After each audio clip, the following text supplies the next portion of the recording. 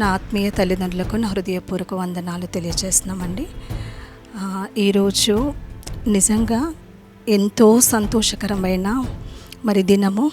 ఎందుకంటే నా దైవదాసుడు నా గృహానికి వచ్చాడు. నిజంగా నేను ఊహించలేనండి. ఎంత సంతోషం అంటే అది నేను చెప్పలేను.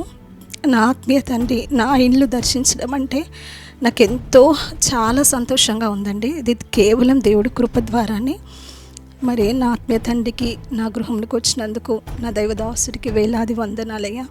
నిజంగా చెప్పాలంటే ఈ సంఘానికి రాకముందుకు మేము ఆత్మీయంగా అసలు జీవించలేదు. నామకార్థ క్రైస్తవులుగానే మేము బ్రతికాము. కానీ ఎప్పుడైతే సంఘానికి అడుగు పెట్టామో దేవుడు ఆత్మీయ తండ్రిలో ఉండి మాకు ఎంతో బలమైన ఆత్మీయ ఆహారాన్ని మాకు అనుగ్రహించాడు.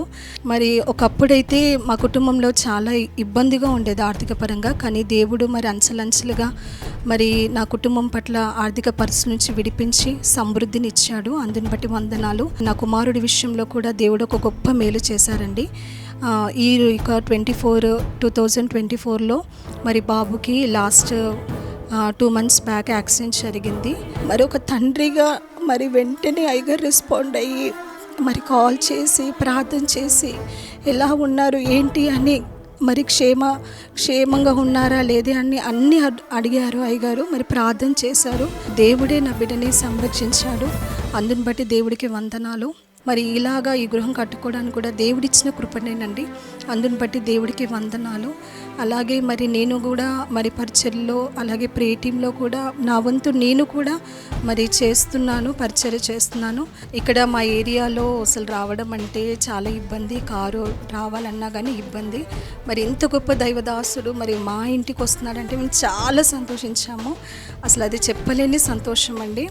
ఎందుకంటే ఇలాంటి మా ఇంటికి వస్తారా అన్నట్టు నేను అనుకున్నాను. కానీ నిజంగా దైవజనుడు ఎలాంటి భేదం లేకుండా అందరూ నా బిడ్డలే అన్నట్టు ఎంతగానో ప్రేమ చూపిస్తారండి. నిజంగా దైవదాసుడి ప్రేమ మేము ఎక్కడ చూడలేదు. మేము ఇలాగున్నామంటే ఆత్మీయ తండ్రి ప్రేమనే.